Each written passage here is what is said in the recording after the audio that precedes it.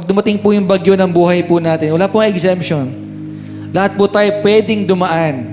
Kaya importante po talaga na meron po tayong mapagtiwalang puso sa ating Panginoon. At sabi, hayaan mo na si Jesus, patay na ang anak mo, umuwi ka na lang. Kung ako po si Jairus, nakinig ko po yun, siguro uuwi na lang ako sa bahay at yayakapin ko yung labi ng anak ko. Pwede niyang sabihin si Jesus kasi, ang tagal eh. Lord, kung inuna mo lang na pinuntahan, tinakbo na natin yung anak ko, malamang buhay po yung anak ko. Pwede siyang reklamo ng gano'n. Bisan po sa ating mga buhay po, nagagawa po natin sisihin ng ating Panginoon. Sa mga bagay na talaga naman na di natin ma-explain. Lord, kung sana ipinanganak mo na lang akong mayaman, hindi sana ako ganito.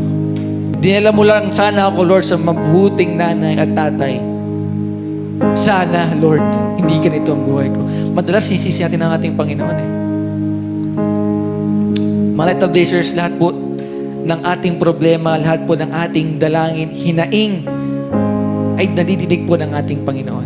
We are reminded by God na pag dumaan po tayo sa pagsubok, huwag kang matakot, manampalataya ka lang. Dumaan ka sa kakulangan sa buhay, huwag kang taya ka lamang. Dumaan sa kaguluhan ng buhay, huwag kang manampalataya ka lamang. Dumaan tayo sa kalituhan, sa problema, huwag kang tataya ka lang.